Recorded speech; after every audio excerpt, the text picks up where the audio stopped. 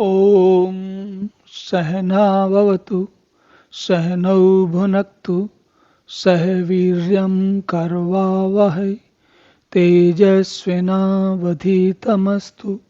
मा विद्विषावहै। ओम शांति शांति शांति। हरि ओम। तो जो योगारूढ़ व्यक्ति है उसके बारे में चर्चा और आगे बढ़ती है। कैसे बढ़ती है? भगवान कहते हैं कि देखिए क्या कहते हैं भगवान।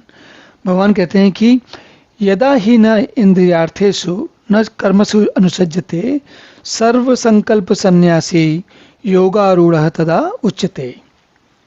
क्या अर्थ हुआ? देखिए, जब व्यक्ति इंद्रियों के भोगों में और न कर्मों में आसक्त होता है, जिस समय जिस काल में, जब इंद्रिय के भोगों में मतलब नयन सुख, भोजन का सुख या संगीत का सुख, इस तरीके के इंद्रियों के जो सुख होते हैं या इंद्रियों के भोगों में, और ना ही कर्मों में, कौन से कर्म, जो भी काम हम कर रहे हैं उनमें भगवान यहाँ पर हमें बार बार ध्यान दिलाते हैं, इंद्रियों के साथ काम करना, कर्म करना और इंद्रिय भोगों में आसक्त होना उसकी समस्या है। काम करने की कोई समस्या नहीं है, आसक्ति की समस्या है। और हमें आसक्ति से को समझना है कि कैसे आसक्ति हमें हमारे लिए समस्या खड़ी करती है। तो भगवान क्या कह रहे हैं कि जब सारे संकल्पों का त्यागी पुरुष, जिसको इंद्रिय भोगों में और कर्मों में आसक्ति नहीं है और संकल्पों का त्याग हो चुका है, वह व्यक्ति योगारूढ़ कहलाता है।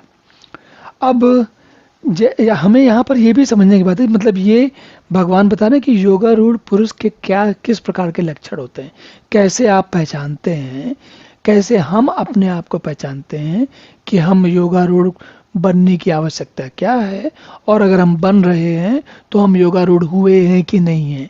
देखिए, ये जो कुछ भी हम सीख रहे हैं यहाँ पर, जो गीता पढ़ते हैं, वो हम हमेशा अपने लिए पढ़ते हैं, दूसरे के लिए नहीं पढ़ते।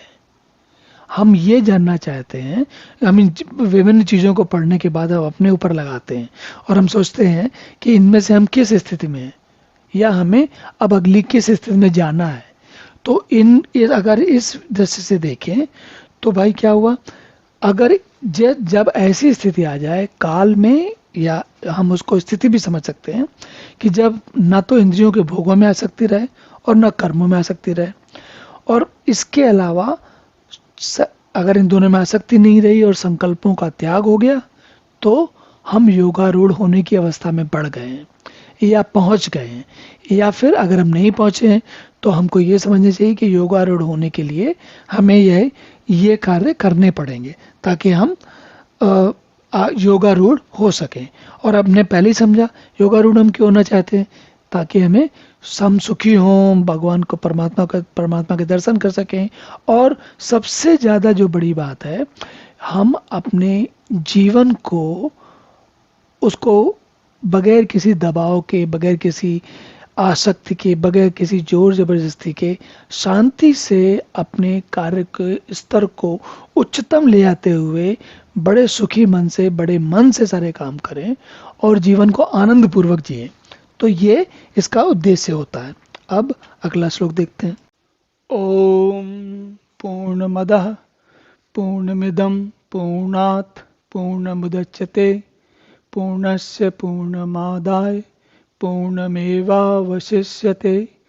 ओम शांति शांति शांति।